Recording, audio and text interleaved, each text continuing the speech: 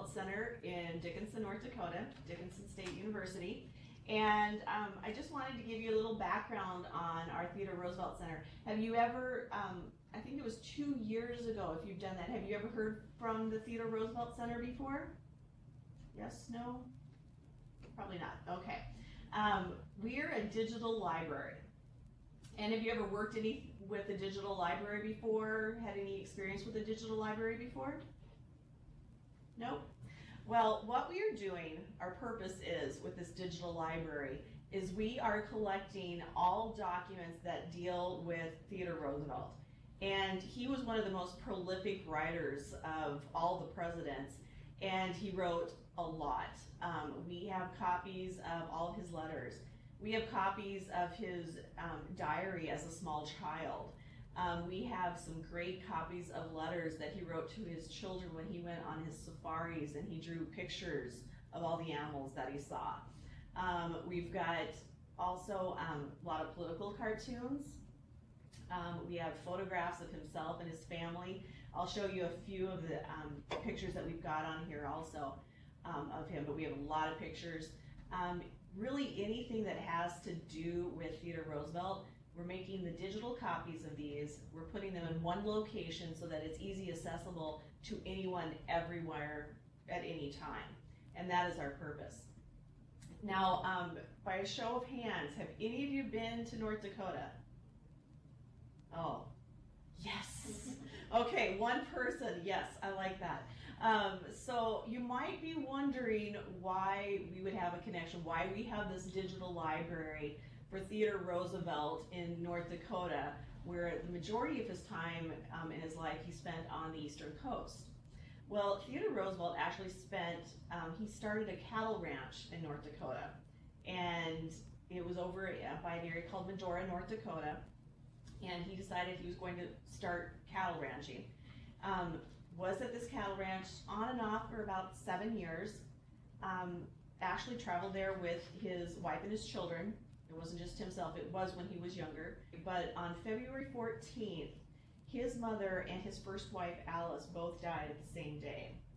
And he escaped to his ranch in North Dakota to just try to deal with the grief of that loss. And so he had a very, very strong tie to North Dakota. He is quoted as saying that he never would have been president of the United States if he hadn't had that experience in North Dakota. So he has a very strong tie with North Dakota, and North Dakota has a very strong tie with Theodore Roosevelt. So what I'd like you to do, by a raise of hands, what grades, if somebody can tell me, what grades am I speaking to? High school? 7th through 12th. Well, but the highest grade here is 9th right now. Oh, okay. That's what I was just wondering. Just what kind of experience that I had with students. I had 5th graders last time, so I was just making sure. What I want you to do is I'm going to have you make some inferences. I'm going to show you some pictures and explain them a little bit, and I want you to infer. I want you to make a guess or some decisions on what you think Theodore Roosevelt is like, just based on these images alone, not on anything else you might know about him. Now, can you see this first image? This first image is actually a cartoon, and it says on the bottom, it says, "Say honest, is he really gone?" And the he that they're referring to is Theodore Roosevelt. And if you can see the image, you have animals that look pretty rough. They are wrapped up in bandages. They've got, there's a lion with a bandage across his eye. There's an elephant that's got his trunk with a big Band-Aid on his trunk. There's animals that are hiding. Because Theodore Roosevelt hunted a lot. And whenever he went on any trip, he hunted. He was always hunting. So this cartoon is just kind of a jab at the fact that he's always hunting. Now these next two images are two of the photographs that we actually have at our library. And Roosevelt went on a lot of African safaris. He literally shot thousands of animals. And he sent them back to museums and they would use them as part of their displays. He was actually sponsored by museums. In the first one, can you tell what Roosevelt has shot? Yep, what is it? Hippopotamus?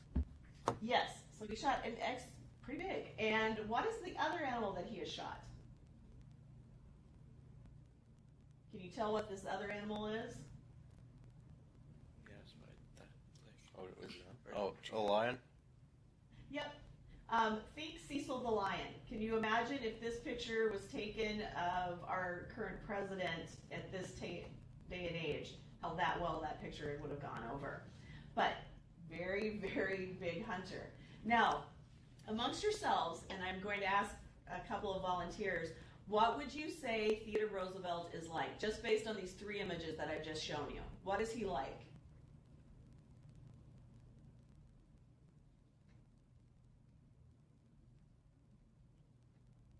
I can see you. I can call on you.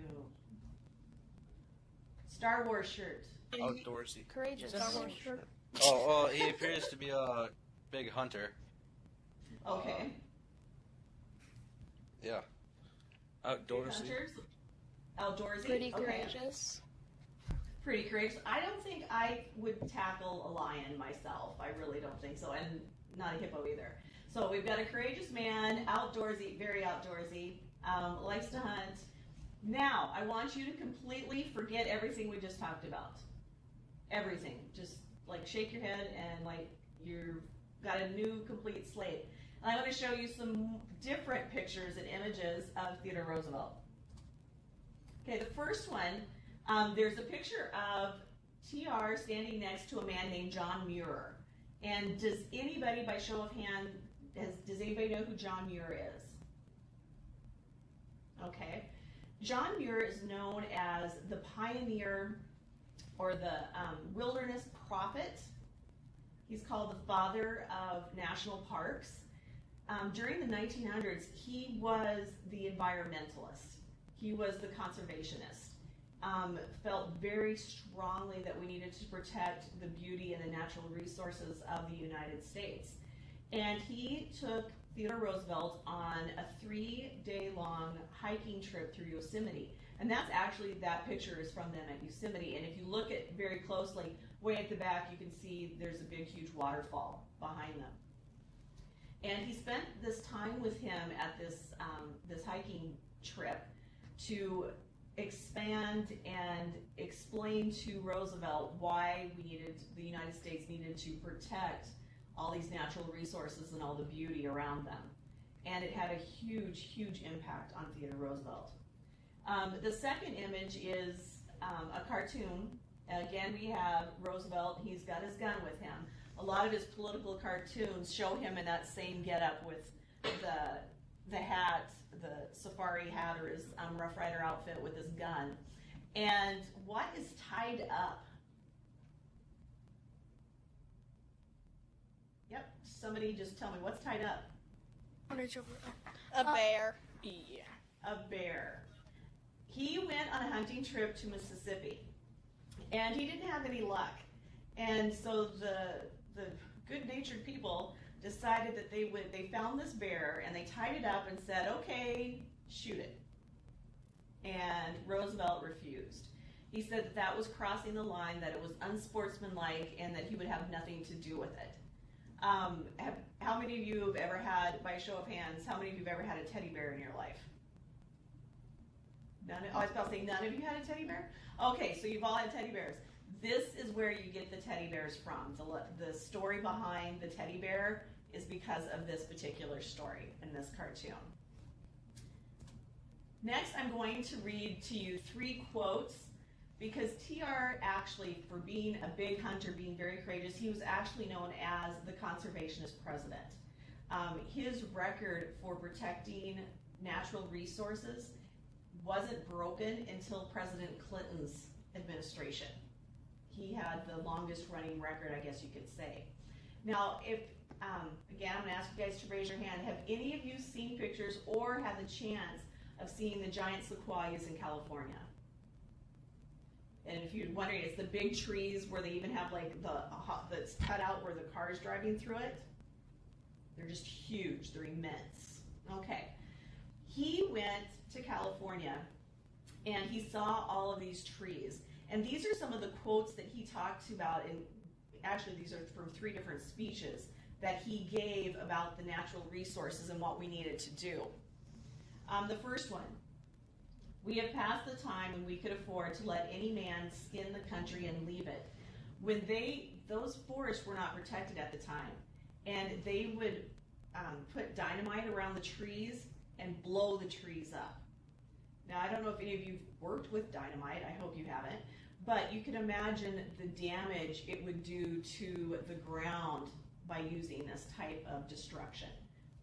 Then he also said, all of us ought to want to see nature preserved and take a big tree whose architect has been the ages. Anything that man does toward it can hurt it, may hurt it, and cannot help it. I do advocate the keeping of the big trees, the great monarchs of the woods, for the sake of their beauty.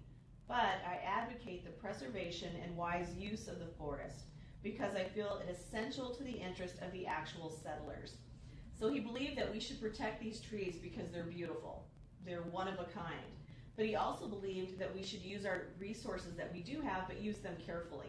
He was also a big proponent of irrigation, correct irrigation. He also believed that if you were to ever cut down a tree, you were to plant one. Now, your class is from Wisconsin? Is that where your school is from? There's trees there, correct? Okay, I'm from North Dakota. We have no trees. So how many of you have ever cut down a tree? Been around someone? Okay, I know people from Wisconsin. So you cut down the tree. Roosevelt would then say that you need to plant one to replace it. That was his idea of wise use of the natural resources. Now, the Antiquities Act of 1906 is what we're going to focus on. And during this time period in 1906, there was a lot of destruction. People had developed a pastime of hunting for prehistoric relics. They would go to Native American sites, prehistoric sites, and they would just loot them. They would desecrate them. They would take everything from them. And it was just a very popular pastime for about 20 plus years. And there became a real commercial market for it. Everyone wanted in their living room some type of prehistoric artifact. And these sites were becoming more and more devastated and destroyed and looted. The law that we're going to be talking about took about 7 years to actually get written.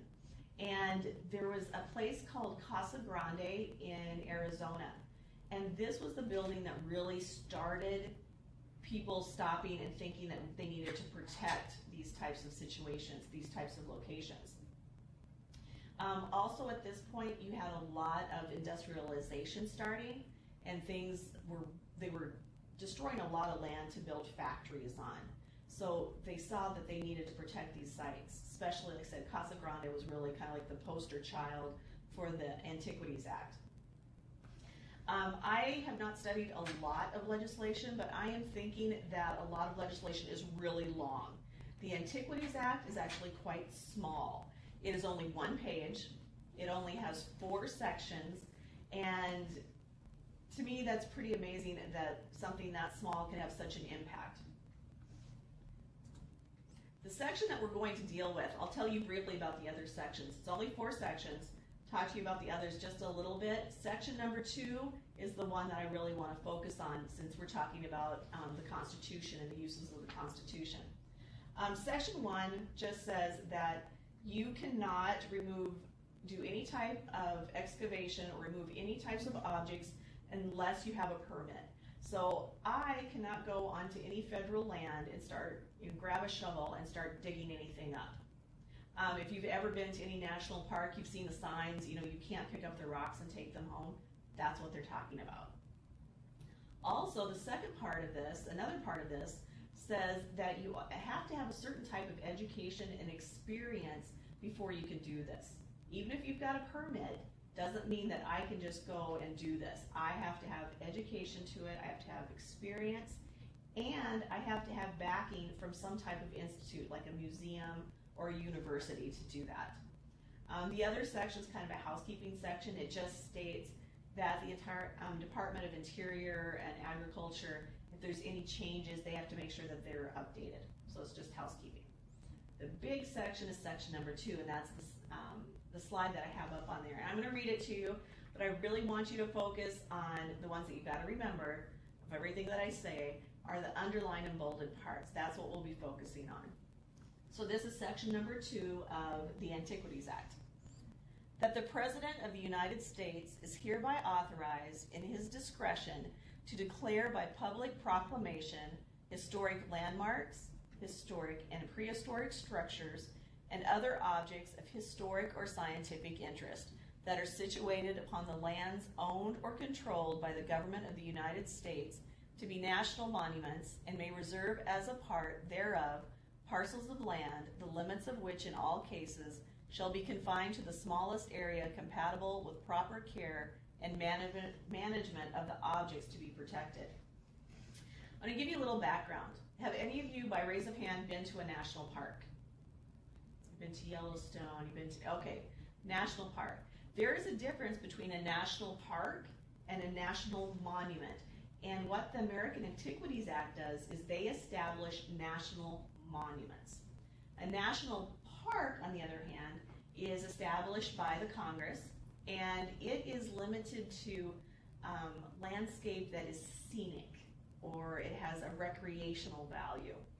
The Antiquities Act, they open it up, and it's quite larger. As you can see, it can be anything that is an historic landmark, anything that is an historic or prehistoric structure, anything of scientific value. The very first item that, or monument that TR created was the Devil's Tower. And raise of hands, have you seen pictures of the Devil's Tower or been to Devil's Tower? It's in Wyoming. They have really cool nighttime tours if you ever get a chance to go. And what they have it down is that scientific interest. There's not really any structures on there, but it's just interesting. It's really different. If you're driving through Wyoming, everything is flat, and then wham, you've got the Devil's Tower. So the definition for the president to turn something into a national monument is very broad. It can be anything. President Bush, actually, there is an African-American graveyard in New York that they discovered, and he turned that into a national monument. There are ruins, like with Casa Grande in Arizona, that's a ruin, so that's made it into a national monument. So the array of what a president can turn into a national monument is a lot larger than what Congress can do. The other section of this is when it says confined to the smallest area. As you notice, it doesn't give you any parameters. It can be 1 acre, it could be 1,000,000 acres. It doesn't say. It is all up. Who is the only person that can decide that? Based on this act, somebody tell me, who decides how large this national monument can be? The president? The first line. The president. Nobody else. That is the only person. Nobody else can do that. As president, let's say the girl in, I think it's the pink sweatshirt, you are now President of the United States. Congratulations. You, as president, can use this American Antiquities Act, and is there a special place anywhere in your town that you really, really like? It has to be public land. It could be your favorite store, any place. As president, you could, The park. Okay, the park. The park, you can now make that a national monument as President of the United States. And there's nothing anybody in that room can do about it. There's nothing Congress can do about it. That's how much power this Antiquities Act has. So you can imagine how some people might consider this a little controversial. So that's part of that. My notes here. Now, they were, Theodore Roosevelt signed this into this act, and he is described as using his powers too broadly. He was asked in a speech one time about his presidential powers. He said that he goes, but does the Constitution say I can't do it? So unless things were directly told to him that he couldn't do it, he did it anyway. So he had a very broad interpretation of what this Antiquities Act could do. Now, I told you that the Devil's Tower was his first monument that he made. The second and most controversial of his presidential administration was with the Grand Canyon. Have any of you ever been to the Grand Canyon? Show of hands. I've never been. None of, okay. My other class was with Arizona. Everybody had been. But with the Grand Canyon, when it was discovered, it was a scientific interest, and it was interesting, and a lot of commercialization began. I want you to think of Disney World. That's the type of commercialization. That's what he was afraid was going to happen to the Grand Canyon. So he made the Grand Canyon a national monument. He actually set aside 800,000 acres to protect Grand Canyon and turn that into a national monument. He stated when he made this monument, said, "Leave it as it is. Man cannot improve it, not a bit. The ages have been at work on it, and man can only mar it. What you can do is to keep it for your children and your children's children, and for all who come after you as one of the great sights." So he created this national monument out of the Grand Canyon.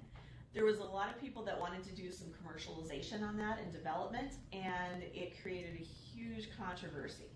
A controversy that went all the way to the U.S. Supreme Court. There was a man that wanted to develop it, and he said that the Antiquities Act was illegal, that the president should not be allowed to have that much power. And so, of course, it went to battle. The battle lasted almost 10 years, actually, and it stood up in court. We now have the Grand Canyon as actually a national park now.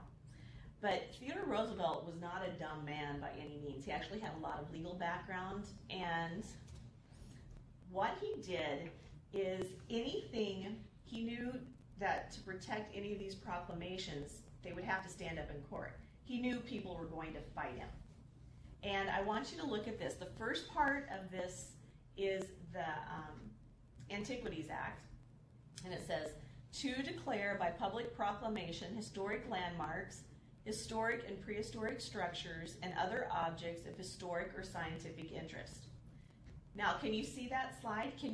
The second part, this is the proclamation that he used for the Grand Canyon.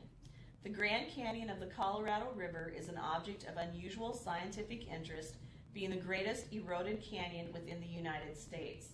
What section did he repeat from the Antiquities Act? What phrase did he repeat? Yep. The scientific interest. Exactly. He used word for word, and that's what saved him. Because then when it went to court, he said, "This act is a legal document, and I've just mirrored exactly what you said." The presidents, ever since, there's been a lot of controversy on some issues, and they've been taken to court. As of today, there hasn't been a single proclamation made by a president of the United States who has been lost in a legal battle. They've been able to stand up in court. There have been quite a few different legal battles over them.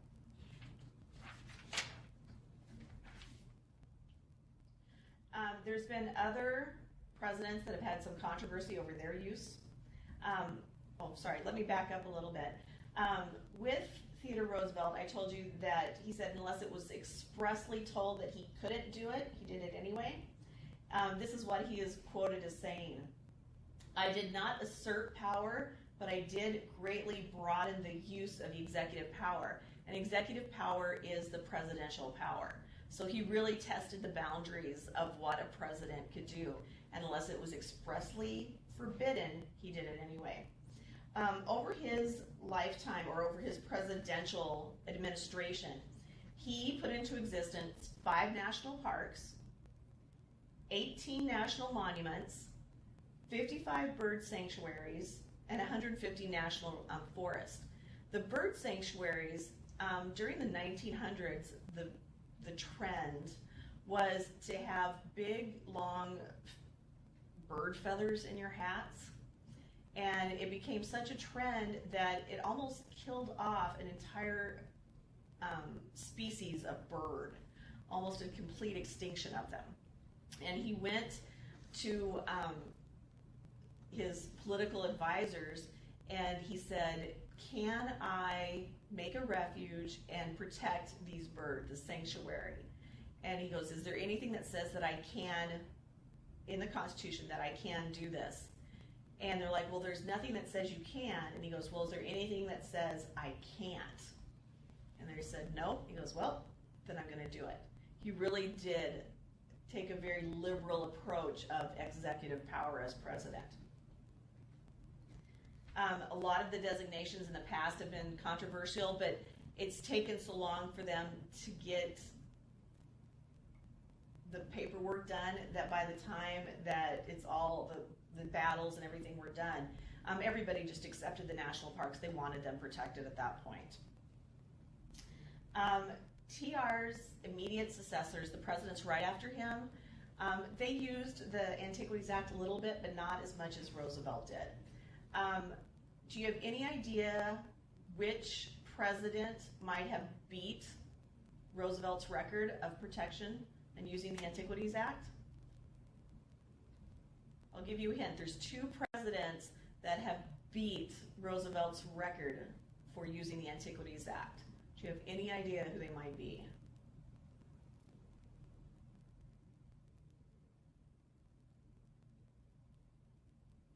Was it Reagan? Presidents that you... No? A couple more tries.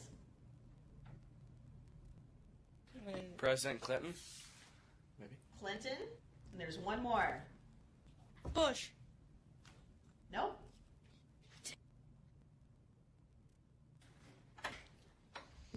Roosevelt. Franklin. Franklin. No. Or Franklin. FDR. Nope. You should know this one. What's his name begin with?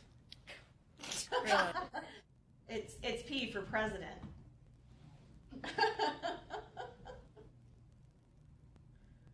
Oh, you guys. He's currently the president? Oh. Obama. Yes. Yes. Can you imagine this? So this act was signed into legal in 1906. And the only two presidents that have beat his record have been Presidents Clinton and Obama. No one has topped his record. And that's the reason he is still known to this day as being the conservationist president. He has held that record. Now, I was talking about the controversy that the president has pretty much unequal importance or power to do what he wants. But the act has been limited twice. And the first time was with FDR. He had, in Wyoming, there was, it was the Jackson Hole Wildlife Reserve. And Congress had gone through and they had decided to abolish it. They were going to get completely rid of it. And FDR decided that even though Congress wanted to get rid of it, the state wanted to get rid of it, the majority of people wanted to get rid of it, he wanted to make it into a national monument, and that's exactly what he did. That caused a lot of controversy, made a lot of people mad, and if you are President of the United States, you are not allowed to make any national monuments in Wyoming. They made him that mad. They made Congress that mad. So, Wyoming, you can't do anything with the Antiquities Act in Wyoming. The other time that they got a limit was with President Carter. In Alaska, there had been a debate for quite a few years on how to protect the wilderness areas in Alaska. And they had been in a stalemate in Congress for years. I think they were saying it's like 5 to 7 years. They were fighting and they were constantly fighting and they could not make up their minds on what should be protected. President Carter decided to try to break that stalemate, and he set aside millions of acres of land in Alaska and turned it into a monument. Can you imagine? I want you guys to guess again for me. How many millions of acres do you think that President Carter set aside a wilderness area in Alaska? Give me a number. I'll tell you if you're high or low. 7. Higher. 12. Higher. 60. Wait, which one? 12 or 6? 20. 12 or Higher than both. Okay, 20's too low. 16. What? Higher? No. 17. Higher than, 30. higher than 20. Higher than 20. 32. 25. 32. Higher than 32. 100. 45. Higher than 45, but you're close. 52. 46. 50. A little bit higher than 46. 47. A little bit more. A little bit more. 49. 49. Higher. 50. Okay, just keep going. 50, 50. 55. 55. 52. 53. 52. 50. 5,990. You got 55. One more than 55. 56. Yes. 56 Well, we started off. million. 56 million acres he set aside. Now I want you to imagine that you're Congress. I can't even imagine what 56 million acres looks like. And that's what he did. He signed 56 million acres and said, nobody can touch it. This is my presidential power, and you're now a national park, or a national monument. Congress was furious. Alaska was furious. Because what is the big business in Alaska? Oil and natural gas. Exactly. Oil. So that put all of that land off limits to any type of oil drilling. 56 million acres were off limits. It did, like I said, people were very, very upset, and they passed a second time a limitation on the Antiquities Act. And in Alaska, if you're president of the United States and you're in Alaska, you cannot make any national monument over 5,000 acres. So you can make it 4,999 with no problem. If you make it over 5,000, Congress has to approve before you can do that. So there's only been the 2 times that it's been limited. What time do I have, Kathy?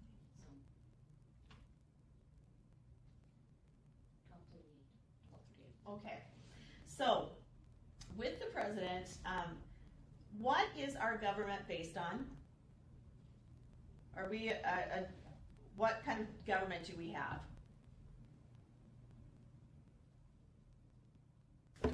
Democracy. We are a democracy, correct. And a lot of people, what type of arguments do you think people have against the Antiquities Act? What would be the big problem people have with the Antiquities Act? President too much power. Too much power? Okay, it gives the Keep going. power. Jenny, you just need to stop. Okay. Wait, do I say it again? Okay. Say it again. It gives the president too much power. Exactly. It bypasses the democratic system.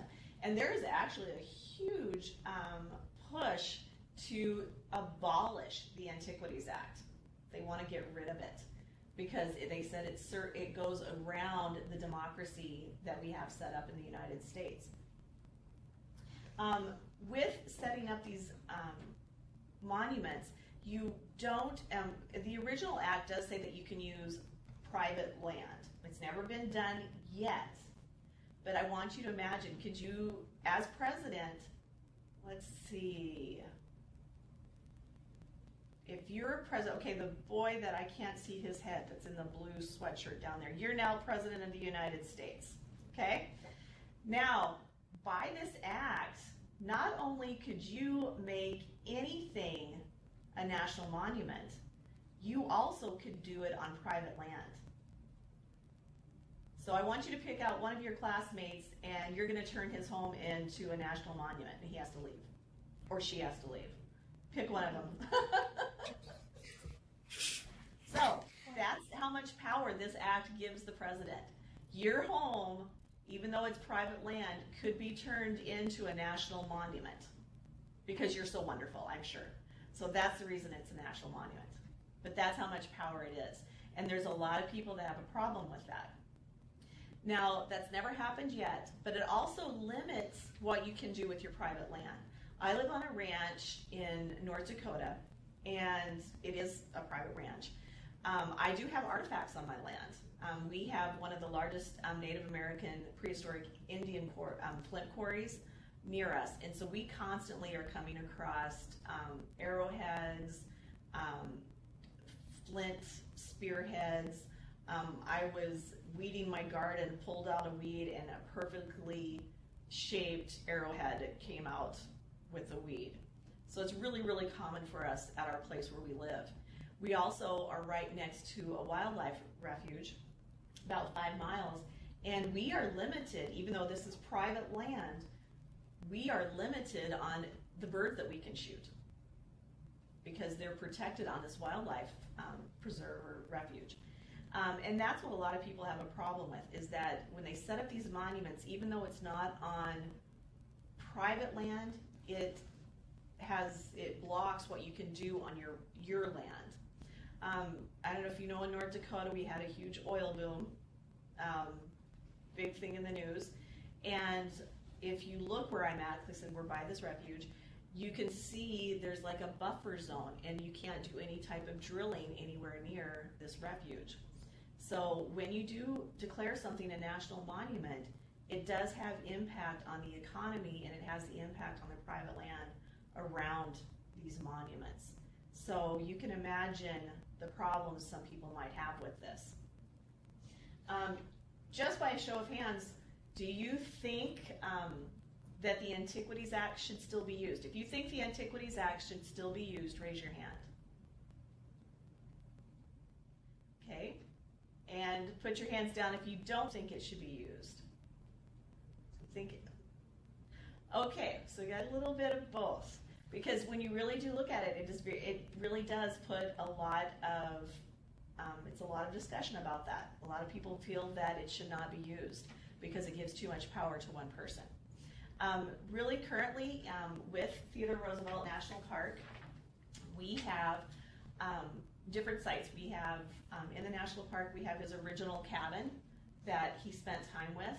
And then we also have his site, it's called the Elkhorn Ranch. And there's not much really left of the site. There's some foundation blocks and there's fence posts, but it's the site of where the ranch was actually at.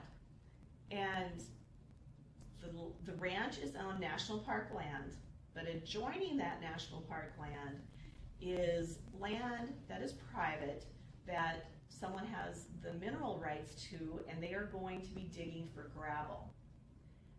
Have any of you ever been or seen anything that's a gravel plant, or when they're digging up gravel, do you know what happens? Yes, explain to me what happens when you're digging up gravel.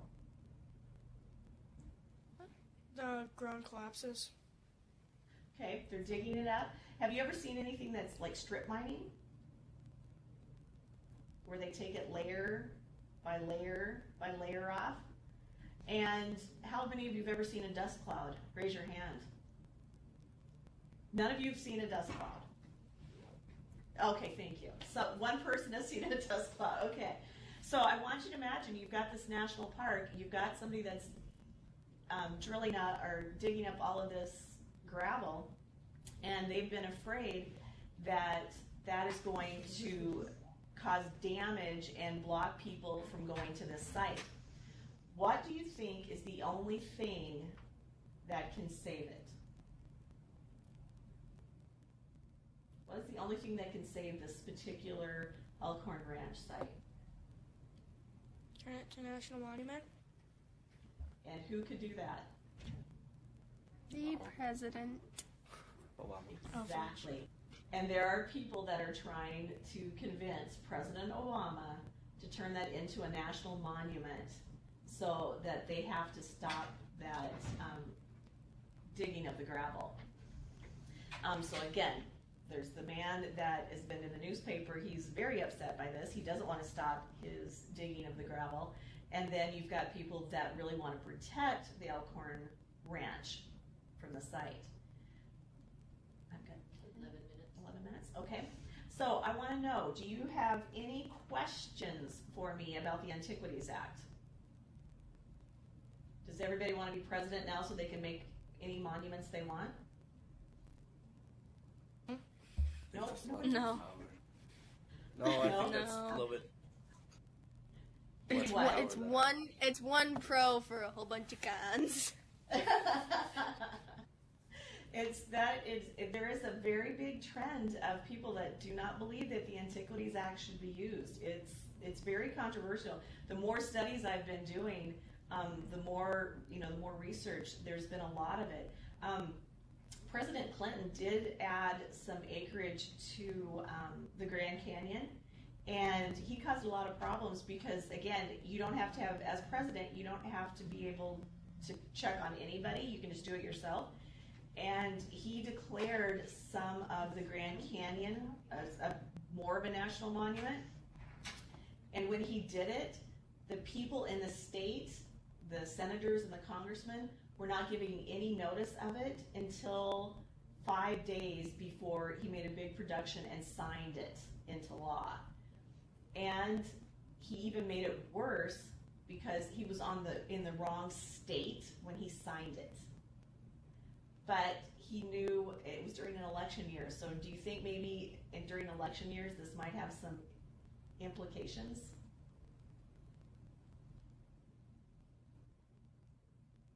A little bit. Yeah. So there's currently with President Obama, he just made some designations that have caused a lot of problems, and they said that he is repaying people for political favors. And that's come up more than once, not only with President Obama, but with other presidents. We are on Facebook. We have our website. If you get a chance to go on our website, we have amazing images. We've got some great documents that we've got on there. We also have Facebook. It might not be cool to like us on Facebook, but we do have some great images on there. And we do actually have a couple of quizzes on there too. And we're on Twitter, so if you'd like to follow us, that would be great for us. If any of you ever plan to go to North Dakota and visit, you can pretend to raise your hand and make me feel good. Okay? Well, if you ever do, feel free to contact the Theodore Roosevelt Center, and I will give you a tour. We're actually in the process of building a presidential library for Theodore Roosevelt. It's got some great images. And if you are going to be around, I would definitely take you on a tour. Just say, hey, Pam Kukla, and I will help you out any way I can.